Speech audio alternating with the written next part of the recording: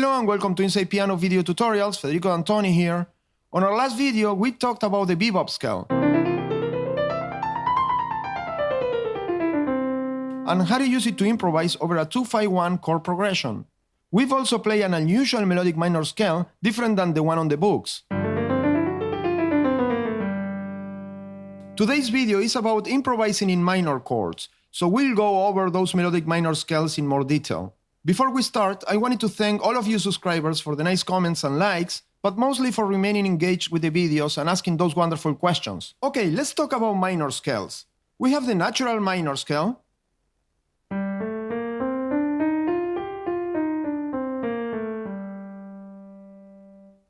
we have the Dorian scale,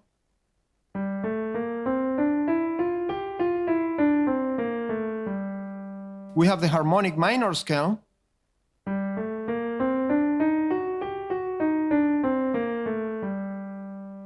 we have the minor pentatonic scale,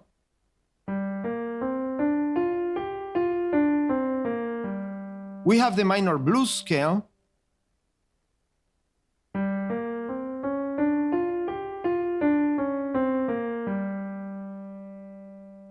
then we have the melodic minor scales. There are several melodic minor scales, and that's why it gets confusing.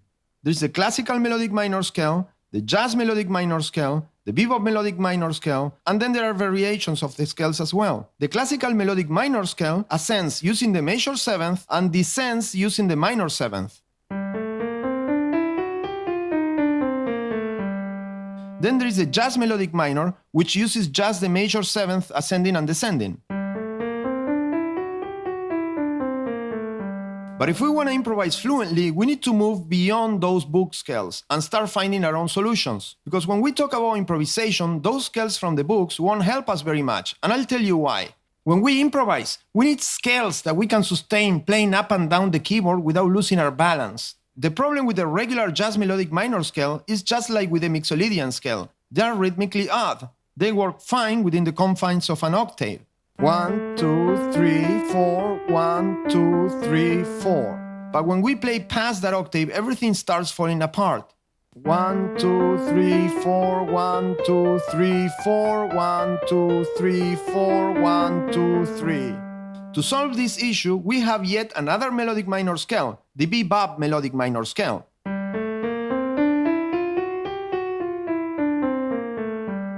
The bebop melodic minor scale solves that rhythmically unevenness by adding the minor seventh as a passing tone, and it works great for any number of octaves. 1, 2, 3, 4, 1, 2, 3, 4, 1, 2, 3, 4, 1, 2, 3, 4, 1.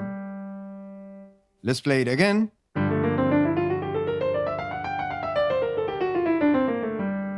This is nice because we play with both the major and minor seventh, which adds that jazzy flavor. But it does not have the major third passing tone,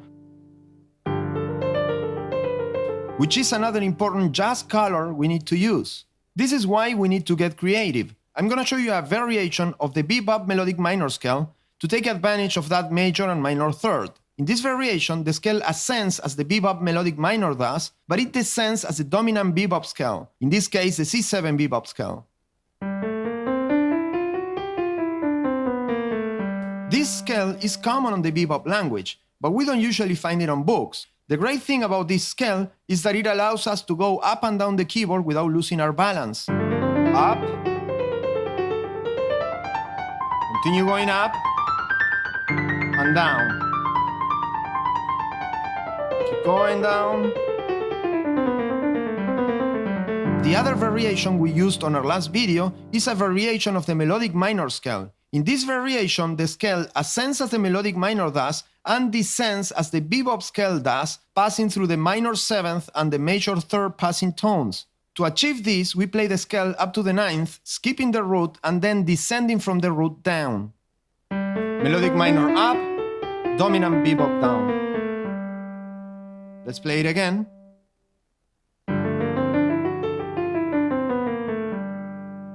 This scale works wonderful on the way up, and we can also play it up and down the keyboard without losing our balance.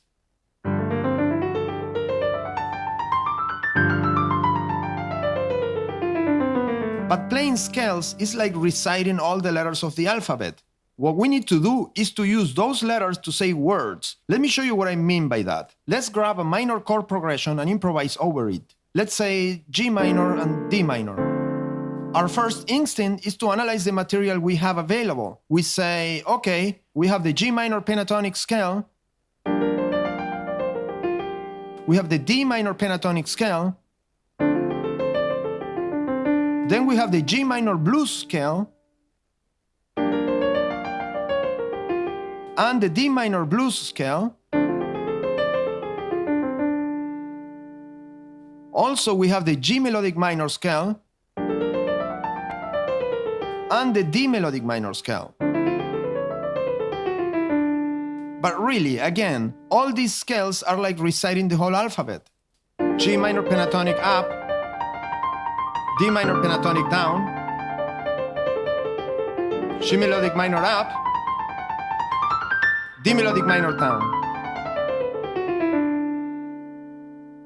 Every minor chord shares a relationship by extension with a minor chord found a fifth above its root. In this case, G minor, the fifth is D, so the related minor chord is D minor, or even a D minor 7 if we keep extending. And same thing for the D minor chord. From D minor, the fifth is A, so the related chord is A minor or A minor 7. Now, look what happens when we play the D minor 7 and A minor 7 arpeggio over these two chords. D minor 7, A minor 7, D minor 7, A minor 7, D minor 7. We're still playing the scale, but we're wording it differently because we're playing chords instead of scales. To make words, we need to break down the scales into chords. D minor 7 broken chord, F major, A minor 7, the D minor blues scale. And we can use the scales to take us from word to word. D minor 7,